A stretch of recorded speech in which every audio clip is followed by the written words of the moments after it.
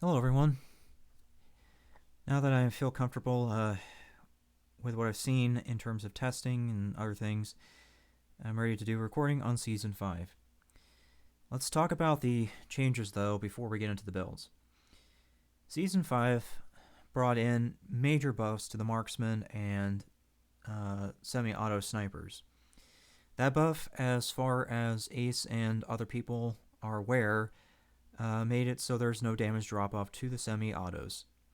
That's a very big deal because now that means it's no longer a choice of range versus ADS or things like that. Unfortunately, though, while the change was very needed, it needs one other change to really make it possible to use the EBR 14, SKS, or the other ones. That change needs to be which ammo it's using, or they need to buff the drop rate of the sniper ammo. Sniper ammo is just way too rare to sustain an SKS or EBR 14. They take 5 shots to knock somebody on 3 armor plates. 5 shots on the rarest ammo type is rough. So that's pretty awesome. Well, I should say it would be pretty awesome if they could make that change. I'm sorry. The other final change was they finally fixed the AMR.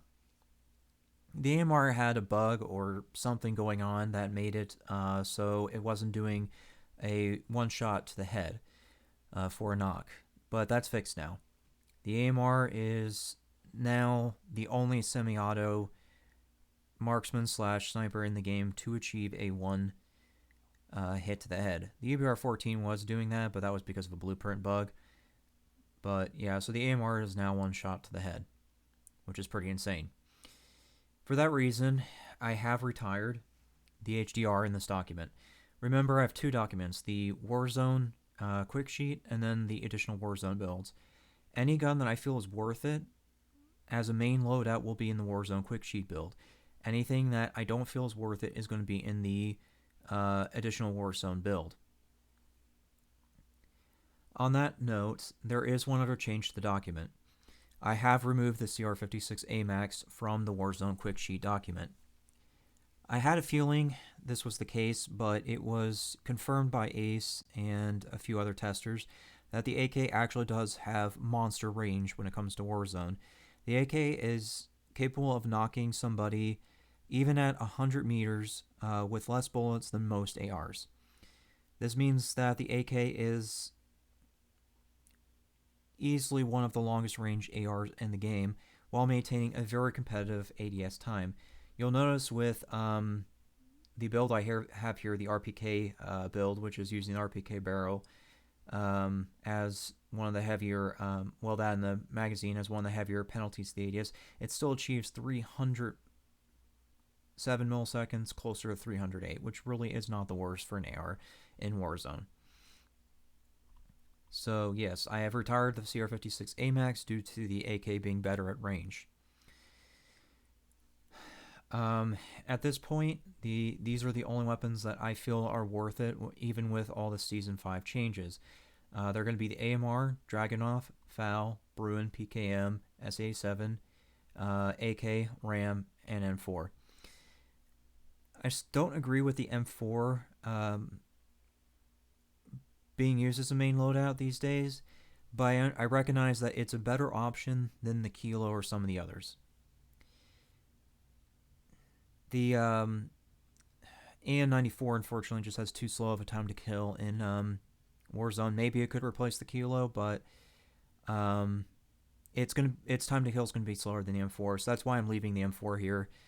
I would prefer people use any one of these other guns, but I recognize that it's player preference, so I've left the M4. I consider it to be the bottom of the barrel of this document. With that all the way, let's go ahead and talk about the AMR build real quickly. Okay, so now that the AMR is doing one shots to the head, you do want to ensure that you can have precision with each shot. To do that, you're going to have to do something about that monster recoil. When I did my prior recordings on the AMR, I was thinking there would be a compensator, but there's not. I later learned that tank brake is its only version of it, which is unique to the AMR. So yes, I am recommending that you use a tank brake rather than the suppressor, and that's just to keep the recoil down. This is a 200 RPM semi-auto. Just like the Dragunov, you got to deal with that recoil in order to achieve the maximum RPM capable of this weapon. It also helps if you're making more precise shots with the head. So yes, the suppressor will not be in here because of the tank brake. I feel it's way too important for it. Now, even though the damage drop-off is no longer a factor with the semis, I still have the FTAC 7 straight in here for the recoil control and the bullet velocity. It's a pretty straightforward thing. The Mastodon stock, the one that does aim stability, it's in here because the tank brake and the stippled grip are lowering your aim stability. So the Mastodon is intended to balance these two out. I feel that's very important with this kind of thing. In comparison to my Dragunov build, it's doing one thing differently, and that's sleight of hand. There's a very specific reason for this. While I do feel that all Marksman and Dragunovs should be using focus to reduce the, I guess you can call it bloom when you're getting shot at, the AMR is an extremely long-range semi-auto, so I'm going to hope that you're going to be well out of the way of fire. Not only that, the AMR is 5 shots. It takes 3 to the upper torso to knock somebody, or 1 to the head, now with the change. Knowing that you need 3 out of your 5 bullets to knock somebody, you are going to need a quick reload time. As you'll notice with the sleight of hand, it's 1.85 second reload. Without sleight of hand, it's 3+ seconds. 3+ seconds to get another 5 rounds into this gun is way too long. You have got to bring it down to 1.85.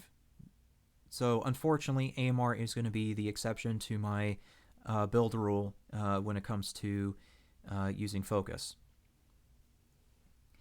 Some other things to note with the AMR is, under this build, it does have a pretty long ADS time and one of the lowest movement speeds that I've ever seen in the game. So you are going to have to compensate it with either a RAM or something that has better movement speed. You'll notice that the RAM SMG build, or CQ build down here, does have 95% movement speed, which is probably what you want to do if you're going to pair it with the AMR. Let's go and talk about the Dragunov to end this recording. The Dragunov is going to still be around due to the fact that it does require 2 shots to the upper torso to knock somebody. Its RPM is going to be significantly lower than most semis, but it's 2 shots to knock. As I was mentioning earlier, the SKS and the EBR-14 take 5 to knock, so that's just way too much considering that they use a rare ammo type. Even though it is preferred that you use the AMR, it is understood that the Dragunov is a starting weapon. It's fairly simple to use once you reach the compensator and 660mm barrel. On top of that, it has a reasonable movement speed and magazine size. Even with this entire build going on, it still achieves 89% movement speed, which is what most ARs are in Warzone, plus or minus a few. You'll notice the RAM 7 in its AR build is 90%, and the CQ is 95%. So you can see that the Dragunov is achieving around AR movement speed. Its ADS is, of course, going to be slower, but it's not going to be as slow as the AMR. For that reason, it's a much friendlier gun to people. So yeah, if you can't use the AMR, then the Dragunov is going to be your best bet at that given point.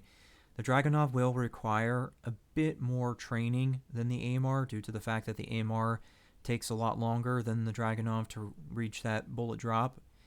But it does have a unique scope with chevrons that I feel makes it very easy to figure out where the drop is going to be. If you can master the chevron scope with the Dragunov, you can master the bullet drop.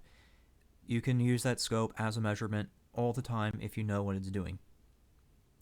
I do have pictures of that in the, I believe it's, well, I have 2 slides. Let me just double check. I forget which one it is. Is it this one? Well, this is important anyways. You'll notice that I have the Rytec drop here. This is one of the quirks of the Rytec AMR.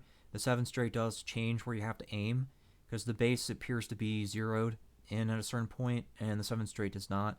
So be aware that you're going to have to aim up higher for the Rytec, so might as well go ahead and mention that while we're here.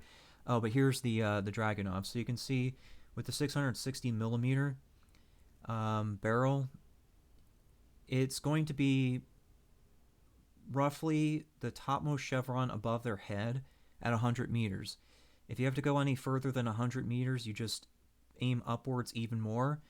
The second chevron should be closer to 200 meters, and then these are going to be odd numbers. That's kind of what I've estimated since using the Dragunov. Other than that, that's really all you need to know with Season 5. Hope that helps. Thanks for listening.